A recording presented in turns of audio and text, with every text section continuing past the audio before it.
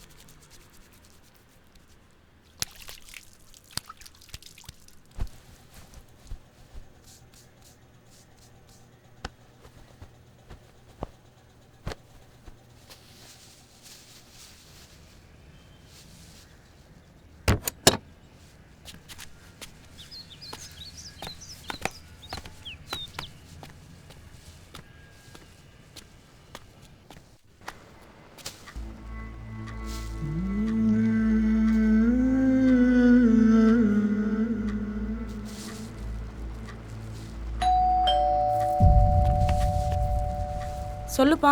அண்ணா இல்லையாக்கா? வெளியே போயிருக்காரு. என்ன விஷயம்? வாடகை கொடுக்கலான்னு வந்தேன்க்கா. உட்காருங்க. ம்.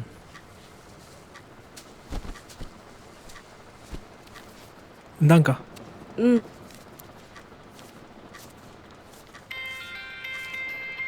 காயத்ரி, போன்ல யாரு பாரு. இத பாக்குற சித்தி. என்னப்பா வேலைலாம் எப்படி போகுது? ஏதோ போகுதுக்கா. ஹலோ. என்ன கல்யாணத்துக்கு பொண்ணு பார்த்தாச்சா? எங்கக்கா எதுவும் செட் ஆக மாட்டேங்குது. பார்த்து சொல்றேன். யாரும்மா ஃபோனில்? சித்தப்பா தான். சரியா இருக்குப்பா. ஆ சரி சரி வரேங்க்கா. ம்.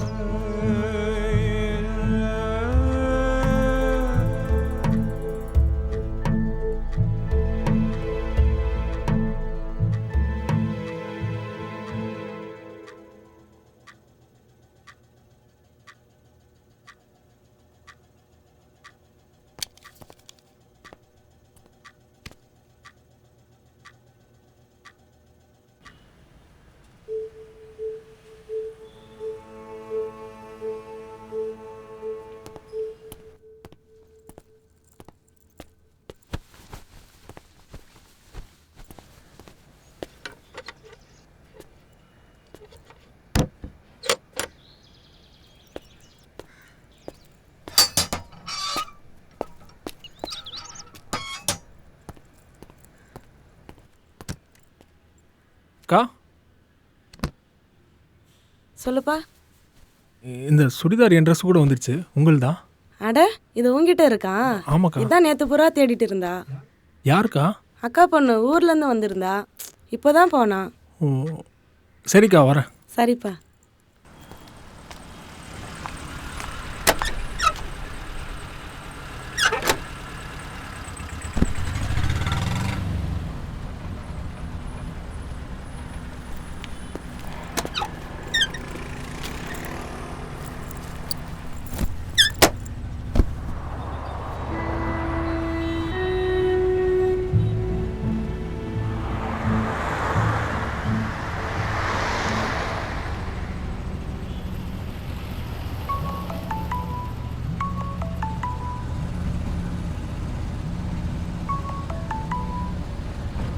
சொல்லுங்க சித்தி. காயத்ரி, வா, சுடிதார் காணான்னு தேடிட்டு இருந்தல, அது கிடைச்சிருச்சுமா. அப்படியா?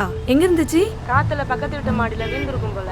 அந்த பையன் இப்போதான் எடுத்துட்டு வந்து கொடுத்தான். ஓ சரி சித்தி, நான் ஆட்டோ ஏறிட்டேன். நெக்ஸ்ட் டைம் வரும்போது எடுத்துக்கிறேன். சரிம்மா, போயிட்டு கூப்பிடு. ஓகே சித்தி, பாய்.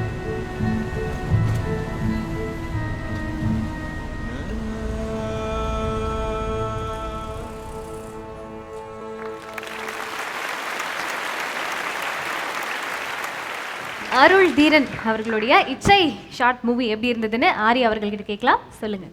ஒரு துணி வந்துடுது, ஒருத்தனோட சிந்தனைக்குள்ளே அது அப்படியே போய்கிட்டே இருக்குது. அப்புறம் அவர் அந்த பொண்ணை ஃபாலோ பண்ணுறதுலே ரொம்ப அழகாக ஒரு விஷயம், அந்த பொண்ணோட முகத்தை எங்கேயுமே காட்டவே இல்லை. அது யாருன்னு வந்து பார்க்குறவங்களையும் ஒரு ஆர்வத்தை தூண்டுற, யார் அந்த முகம் அப்படின்னு தெரிஞ்சுக்கிற ஒரு ஆர்வத்தையும் ஏற்படுத்தினார். சரி, இந்த பொண்ணை லவ் பண்ணுறாரா, இப்படி எல்லாருக்கும் பார்க்குறவங்களுக்கு பார்வையாளருக்கு ஒரு பெரிய கேள்வி இருக்கும்.